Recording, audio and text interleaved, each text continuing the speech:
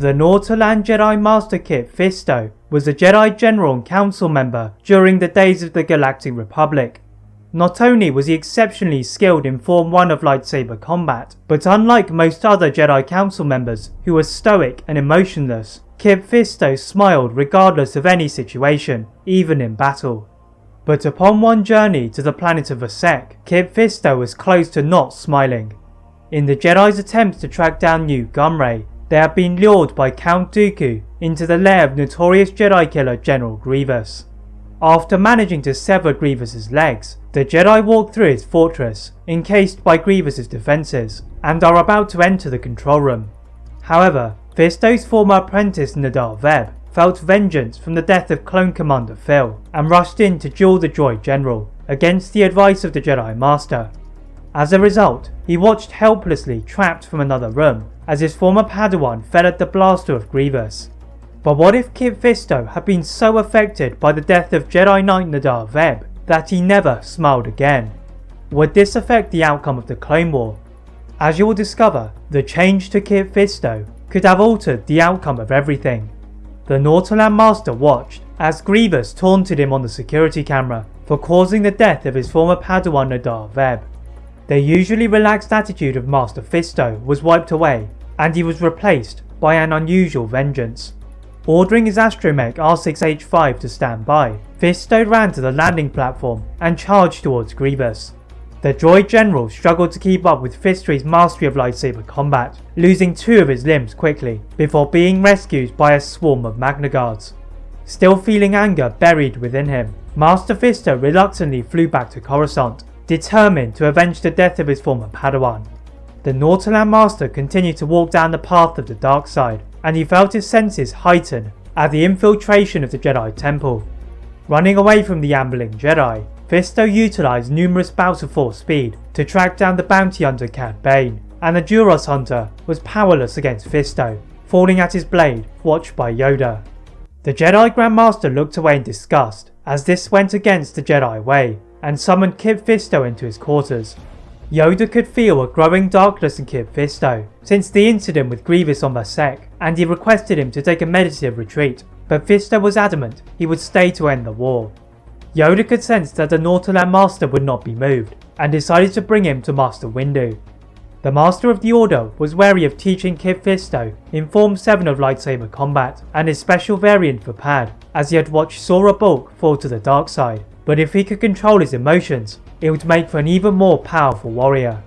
As his training continued, Master Fisto had another chance to defeat General Grievous, this time in the system of Seleucamine. Offering to travel to rescue fellow Jedi Master Eth Koth, he is joined by Master Gallia and Jedi Knight Anakin Skywalker.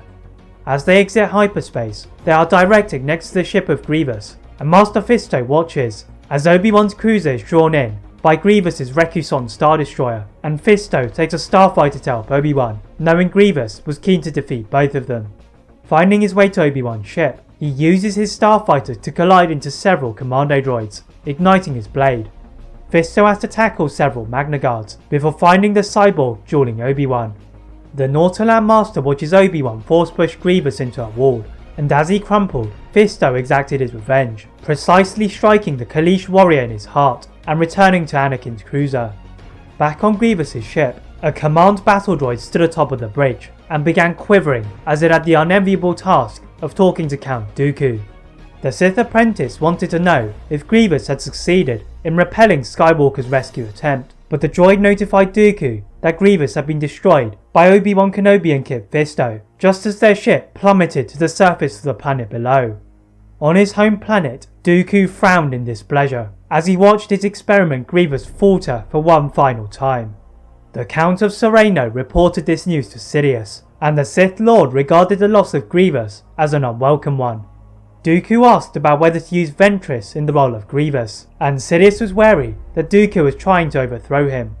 Nonetheless, they had no time to create another General Grievous, and he would be capable of defeating both of them easily when the time arose, and allowed this unusual appointment. Dooku also reported of Obi-Wan Kenobi and Kit Fisto being the master to defeat Grievous, and Sidious is surprised by the Nautolan Master, noting it was someone he would have to watch even closer. Back on Coruscant, the Jedi had arrived from their rescue of Master Koth and defeat of Grievous, reconvening in the Jedi Council Tower. With one Jedi killer gone, the Jedi were sure that soon there would be another to take its place, and Master Fisto was going to be prepared. Aboard a Providence-class carrier, the Night Sister Sarge Ventress could not believe her fortune, as she had now obtained control over the Separatist fleet.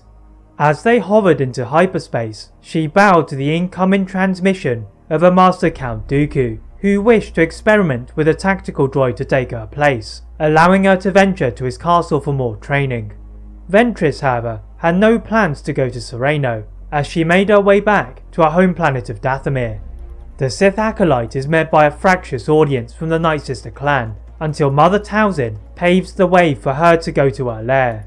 The leader of the clan shows Ventress of visions of her master, and the manipulation of Dooku, causing her to want vengeance, but Talzin declared she was not powerful enough, and they needed the help of the Jedi. Ordering Ventress to travel to Coruscant, the Night Sister ventures into the underworld, aiming to draw the attention of the Jedi. The Jedi Master Obi-Wan Kenobi is the first to find her, and ignited his blade, preparing for a duel. Ventress raises her hand in surrender, and allows herself to be arrested by the clones, as she sought to contact the Council. Her wishes are met, as Obi-Wan drags her to the Council chamber, where she reveals Talzin's plan to defeat the Sith. Yoda is skeptical, but the bloodshed throughout the war was getting out of hand. Sending Ventress back to her fleet, the Night Sister ignores the transmissions of Dooku, and directly attacks his fleet with her own. Back on Coruscant, Palpatine received the disturbing news of the betrayal of Ventress, and ordered Dooku to move away, but before he could do so, he was on the floor and writhing in pain, as Talzin had placed numerous afflictions on the Sith apprentice, using her Night Sister magic, and soon the Jedi joined Ventress as they interrogated Dooku. The Sith apprentice had lost, and any hopes of defeating Sidious rested with the Jedi and the Night Sisters. Staring at Obi-Wan, he retold the offer from Geonosis several years ago, and Obi-Wan's eyes widened, realizing that Palpatine was the Sith Lord under their noses throughout the war. The Jedi who had been stationed on Coruscant charged to the Chancellor's office, intending to end the war, but to their disgust, the Sith Lord was missing. The Jedi scoured the room as they looked for any clues as to where he might be, until the central holoprojector flickered with the figure of Asajj Ventress. The Dathomirian reported her fellow Night Sisters had been ambushed by Darth Sidious, and Talzin would be left defenseless if the Jedi did not intervene. The council members run to the temple hangar and sped to Dathomir, wary that if they did not hurry, the curse on Dooku would be lifted. After what seemed an eternity, the Republic forces surfaced on the eerie terrain. The ominous feelings upon landing were not improved by the scattering of dead bodies at their feet, as the Sith Lord had appeared to have already caused chaos. Mace Windu led the charge for the light, before they are blocked by a blindingly bright haze.